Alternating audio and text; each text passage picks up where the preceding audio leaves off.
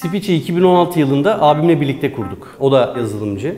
5 parasız kurduk. Facebook gibi, Instagram gibi, Twitter gibi kanallarda yapmış olduğunuz kampanyaların altına yapılan yorumlar veya size doğrudan gönderilen mesajlar doğrudan Speech tarafından yakalanıp sizin atamış olduğunuz müşteri temsilcisinin önüne açılır. Böylelikle gerçek zamanlı olarak iletişimi yönetebilir ve müşterilere anında cevap verebilirsiniz. Bir markada 50 müşteri temsilci bulunuyorken biz girdiğimizde bu rakam neredeyse yarı yarıya düşüyor. Bugüne geldiğimizde aslında Speech'in değerlemesi 45 milyon lira değerlemeye ulaştı.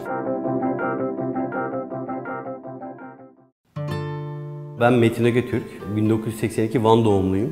Annem ve babam memur olunca tayin sebebiyle Aydın'a geçtiler. İlk orta ve lise hayatımı Aydın'da tamamladım. Ardından da İstanbul'a geçtim. Üniversite okumadım. Daha doğrusu dışarıdan pazarlama okudum. Ardından zaten iş hayatına devam ettim.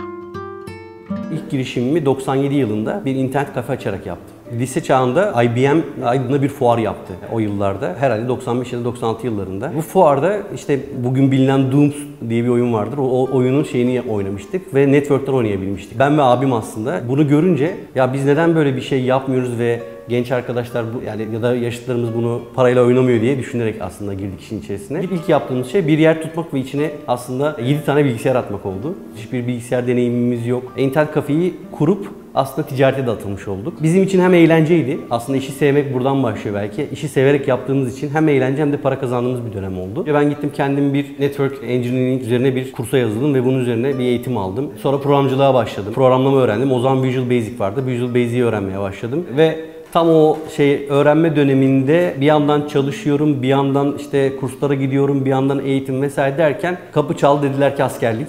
O zaman dedi ki tamam askerliğe gidip gelelim. Askerliğe gidip geldim ve geldiğimin ertesi gün İstanbul'da bir kursa yazıldım, yazılım kursuna. Ve yazılım hayatına aslında öyle girdim. Bir yandan da bu arada çağrı merkezinde çalışıyorum. Aslında Speech'in ilk başladığı serüven belki buraya dayanıyordur. Nokia'nın müşteri hizmetlerinde çağrı merkezi müşteri temsilcisi olarak aslında teknik destek veren, müşterinin problemlerini çözen bir çağrı merkezi personeliydim. Yaklaşık 1 yıl kadar orada çalıştım. Gittiğim firmalarda bana hep şey dediler. Sen çağrı merkezini biliyorsun, çağrı merkezi yazılımı yazar mısın? Ya da çağrı merkezi sistemi yazar mısın? Bunun üzerine bir yazılım tarafında bunu işletmeye başladım. Yani çağrı merkezi yazılımı, işte CRM yazılımı, e-ticaret yazılımı, o dönemde hem e-ticaretin yükselmeye başladığı hem çağrı merkezi hizmetlerinin arttığı bir ortamda aslında belki de çok aranan bir insan haline gelmiştim. Çünkü hem çağrı merkezini bilen hem yazılımı bilen, aynı zamanda işte bunları bir yere toparlayabilen bir profil oluşmuştu aslında.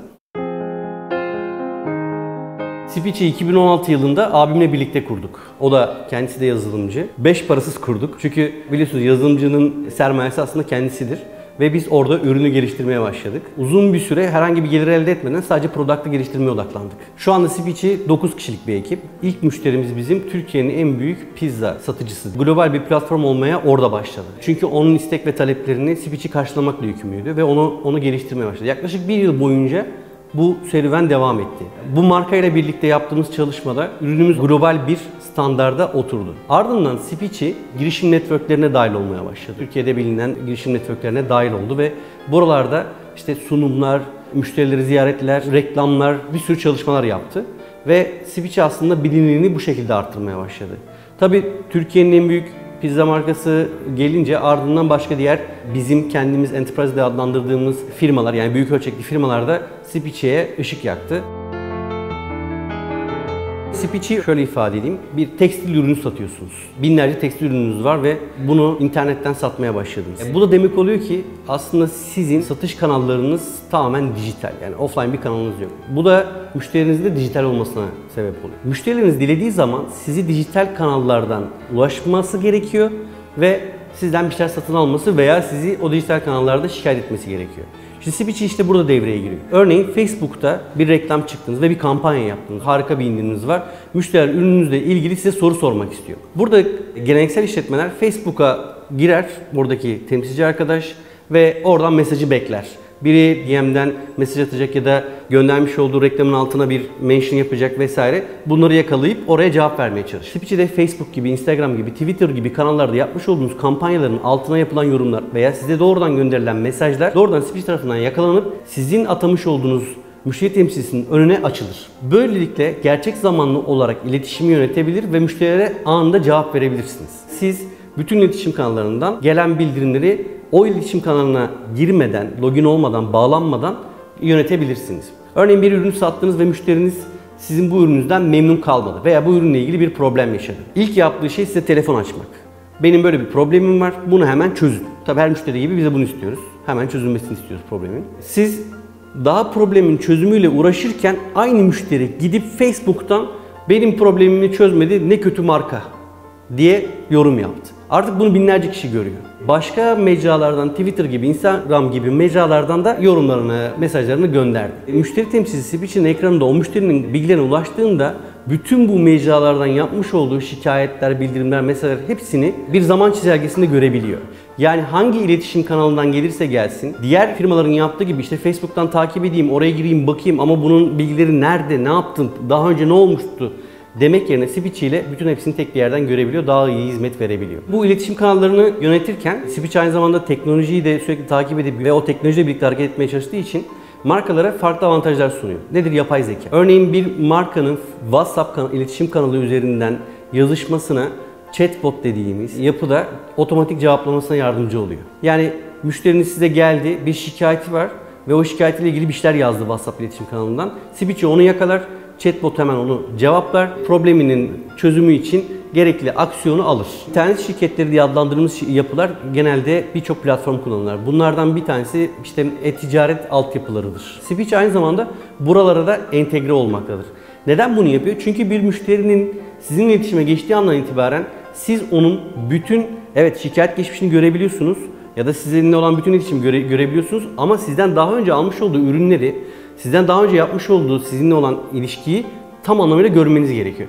Bu yüzden e-ticaret sistemleri gibi ya da işte sanal post gibi ürünlere entegre oluyor. Böylelikle siz aslında tek bir ekranda bütün müşterinizin ister ürünü, ister şikayeti, ister teşekkürü, ister yapmış olduğunuz kampanyanın altına yaptığı yorumu görebiliyor oluyorsunuz. Müşteri hizmetlerinde bir markada 50 müşteri temsilci bulunuyorken biz girdiğimizde bu rakam neredeyse yarı yarıya düşüyor. 20-25 müşteri temsilciye düşüyor. Çünkü biz iletişimi o kadar verimli hale getiriyoruz ki müşteriler markalarla iletişime geçtiğinde aslında birçok problemini önden çözebiliyor.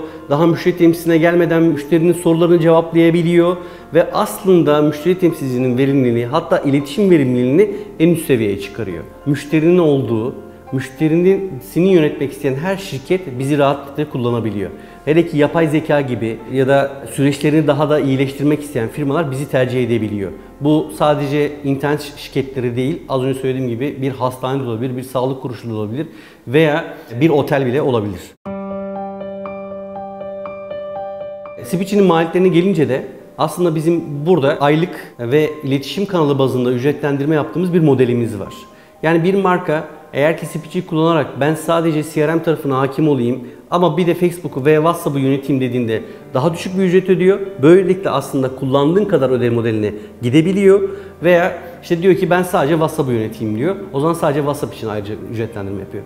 Bu anlamda rakamlar 19 dolardan işte 99 dolara kadar çıkabiliyor. Yurt dışında faaliyetlerimiz var. Yeni başladık. Öncelikle İngiltere'de birkaç müşteri edindik ve şu an işte Avrupa ve Amerika pazarına doğru ilerlemeye çalışıyoruz. Yurt dışında temsilci sayısına baktığımızda yaklaşık 40'a yakın temsilci çalışıyor şu an sistem üzerinde.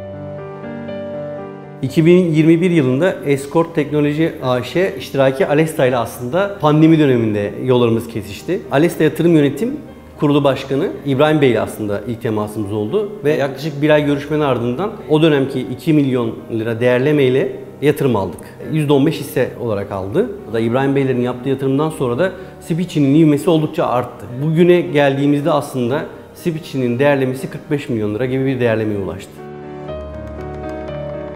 İbrahim Bey sadece tabiri caizse sadece para yatırmak değil, aslında bir anlamda da kendi network'ünü kullanmaya başladı. Bizim erişemediğimiz yerlere kendi network üzerinden bizi ulaştırdı. Yani biz çok lokalde kalıyorduk ama İbrahim Bey'in network'ü bizi ittirmesi, doğru kişilerle tanıştırması, yönlendirmesi bu anlamda bizim için hem büyümemize hem de hızlanmamıza yardımcı oldu.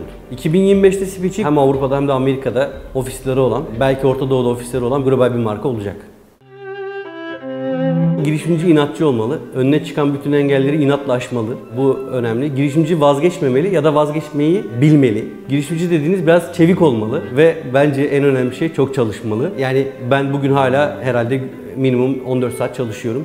sürekli çalışmalı, sürekli koşmalı, hatta dinlenmek için yürümeli. Genç arkadaşlar dünyaya gözünü açmalı. Bütün dünyayı takip etmeli artık. Sadece Türkiye değil, girişimlerinde dünyadaki trendleri takip etmeli ve bu yönde koşmalı. Ve şöyle söyleyeyim, bir şey varsa aklında, bir girişim varsa, başladıysa devam etmeli ve bitirmeli.